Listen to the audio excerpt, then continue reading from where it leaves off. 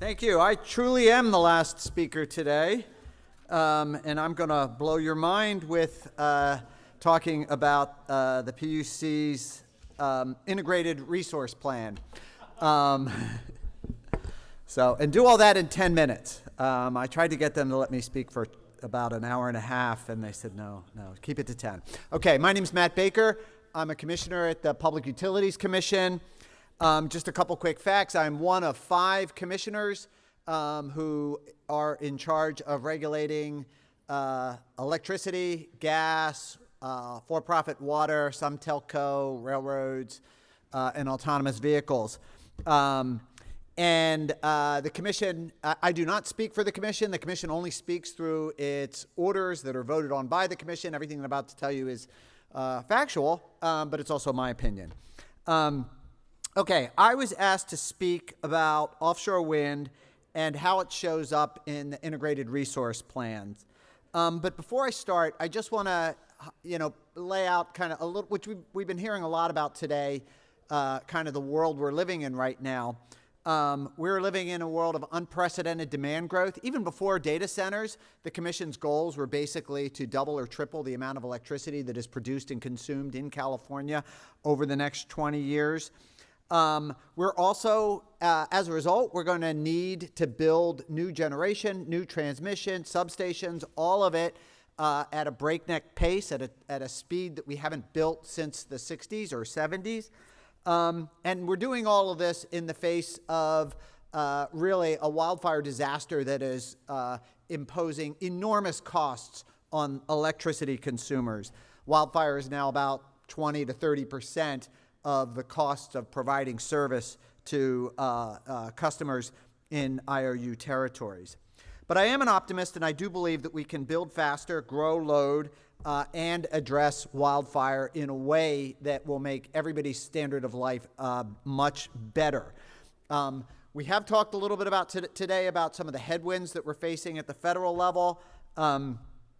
So I'm not really going to reiterate them except to say that they are real, and it is a real bummer that we are facing these. If the attorneys are still here, I'm hoping somebody could file, or I'm hoping the state would actually sue the federal government to be able to try to recover economic damages in the terms of billions of dollars for ratepayers, for developers, for communities that are being denied this, and we're not even storming any capitals for this. Okay, so that's not helping. So what can we do, or how do we do it, or how does offshore wind show up in our planning processes? Our primary planning tool is the Integrated Resource Plan, and it's part of the Integrated Resource Planning proceeding. And that's how we do our long-term planning, and that's what drives the procurement of generation resources. It also connects with the transmission planning and helps drive our transmission build-out. I think it's one of the better resource planning regimes in the country, but I'm kind of biased. An example of that is recently the Commission just ordered load-serving entities which are load-serving enterprises, which are CSA or community choice aggregators, CCAs, and utilities and large municipal utilities to procure 6 gigawatts of new capacity by the early 2030s. Also, due to the long lead time that we've had, the IRP also has 2.9 gigawatts of offshore wind by 2030 in the base case scenario. So how exactly does this process work? And again, what are the different places where offshore wind can come in? So just a little bit about how our IRP process works. First, the CPUC staff conduct modeling to determine the lowest cost mix of resources that are necessary to meet reliability, greenhouse gas, and other requirements. Then our load-serving entities then file their integrated resource plans that are relatively consistent with that, and their portfolios, and they file those with the Commission. Staff check to make sure that they reflect the state goals on carbon emissions, that they increase reliability for the system and costs, and stakeholders review them as well. if LSEs have signed contracts with offshore wind or indicated that they plan to, those will show up in the resource plans right then. Third, based on all of this, the CPUC kind of puts all this together, does a lot of modeling around it, and comes up with a preferred system plan. The Commission staff conduct capacity expansion modeling to identify portfolios that meet the defined constraints. And this is the point where policy-driven resources, including long lead time resources like offshore wind, are then incorporated as inputs, kind of put into the model. Then staff do production cost modeling to evaluate things like reliability, operational performance emissions, and operating costs. And in this step, the carbon and reliability attributes of offshore wind will also impact how they perform in the modeling portfolios as well. So it's also in this stage that we do the bus bar mapping, which is a process of taking geographically coarse portfolios and assigning them to specific substations for CAISO to analyze in their annual transmission planning process.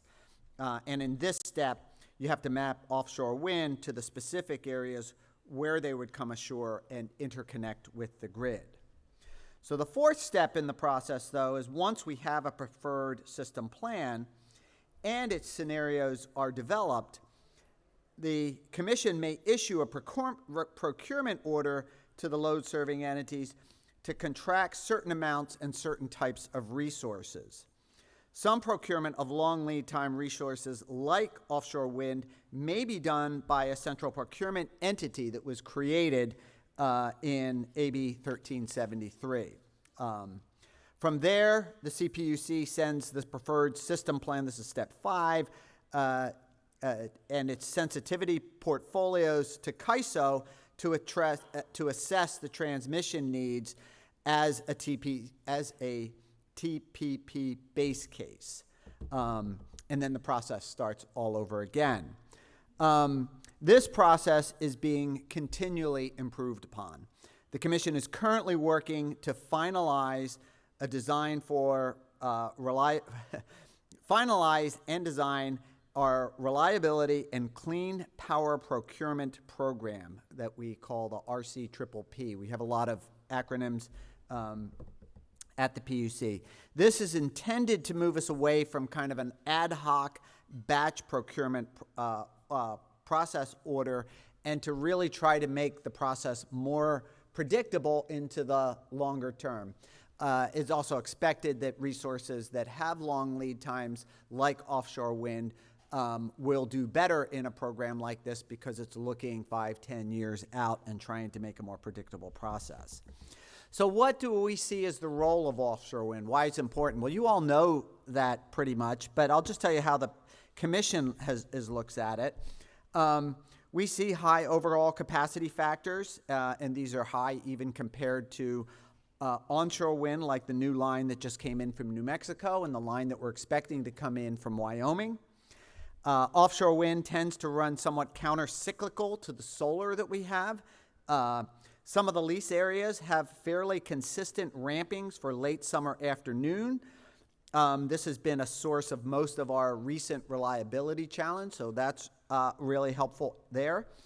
Other areas, and I think this is super important, provide stronger production in the winter, and we know we're going to be seeing reliability challenges in the winter in the 5 to 10 year time frame as we start to electrify more buildings and get more wind and solar on the grid. Another advantage is it comes onshore directly in California, so there's less dependency on other jurisdictions. And I say that as somebody who's also, believes that California joining a broader grid in the West is also super important, but this gives us more to play with there. So these benefits are clear on that side. I think the thing that we really need to focus on, and the last panel really gave me an awful lot of hope here, is we need to do what we can to make sure that the overall portfolio that contains offshore wind is as low cost as possible, because we really are having affordability issues. and that the benefits that I outlined before, get netted out in a way that makes everybody better off. So I just want to close really quickly with a point I started with, that I am optimistic that we will be able to rise to this challenge.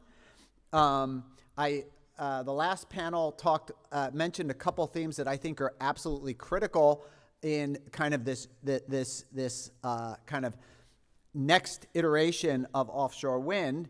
I'm a firm believer that that the second mouse is the one that gets the cheese, and so why we aren't the leader worldwide in offshore wind right now, we are really well poised to learn from China, to learn from Europe, to take their lessons and apply them here. And with that, I believe we will be able to electrify affordably, but it's going to take a sustained effort from all of our stakeholders, and that offshore wind will be a key part of a portfolio going forward. So let's make sure that happens in a way that benefits all the stakeholders and all the ratepayers. And with that, I want to thank you for having me here today, and I really enjoyed coming to this conference. Thank you.